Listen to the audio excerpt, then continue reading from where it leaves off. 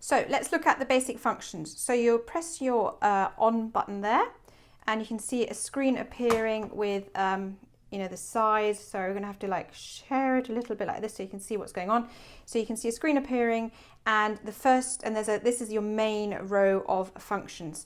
Now the first ones I'd like to look at are these three. So you've got your font type, your font size, and then your font in terms of like, is it bold or italic, that kind of thing. So you type something like, let's have a look, let's just do hello, why not? I mean, it probably would be happy birthday in our case, because that's something we like to use this machine for. And you can now click on your font type, and you can choose between 6 different fonts. So you've got things like Helsinki, Brussels, Bolivia, Calgary, Berlin, and Venetia. Once you've picked the one you like, you say, okay, let's do Brussels, why not? Next, you can take a look at your font size. Do you want it to have as wide as the ribbon as possible, or medium or small? I quite like the big one, so I'm going to say okay to large, or it's the default setting. And then there's also the italics versus the bold, outlined, that kind of thing. So I'm going to pick italics, I think, just to see. Okay, and those are basically the first 3 basic patterns to kind of play with when you're doing your writing. And then if you want to check what it looks like, you put on the little search function here. You can scroll across if it's going to be a bit longer. It tells you the length of the auto length of the ribbon, so this is going to take 79 millimeters. And then you can, if you want, print. So let's have a go. Why not? You can choose how many copies. I'll do it once.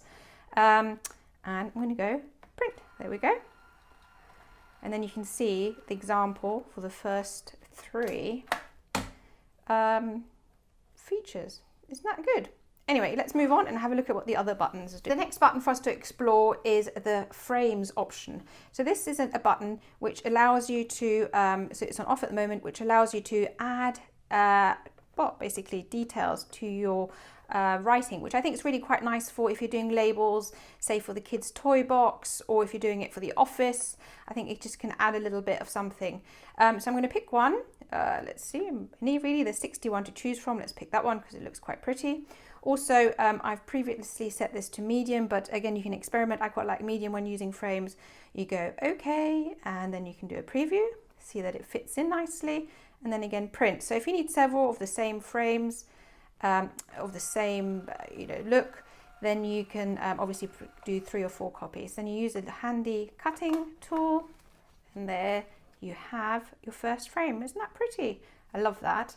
So let's take a look at the next extras this machine has. Although we've got this button yet to explore, I would first like to go down here to this button, which is basically where you get emojis. So you click on it, have a look, and you get 3 different types of choices.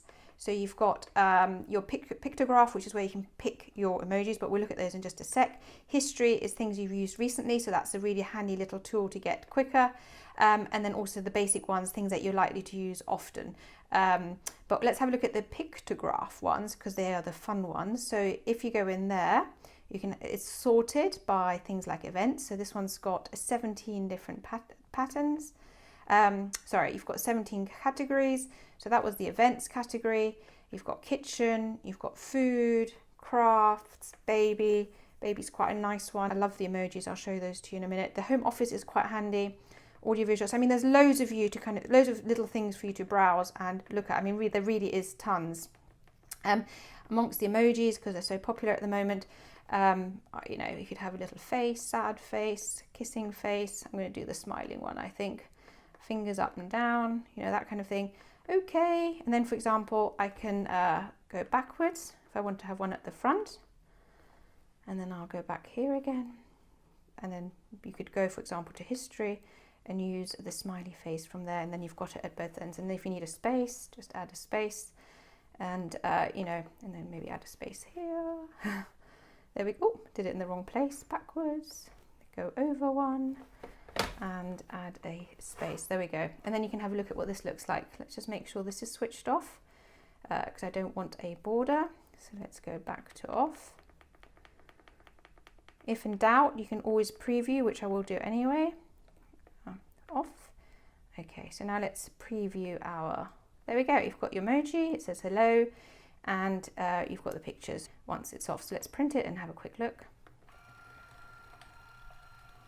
I do think it's worth just experimenting a little bit and having a little bit of fun. Oh, look at those. Aren't they cute? So fun. Here we go. Is that good in focus? So those are the emojis.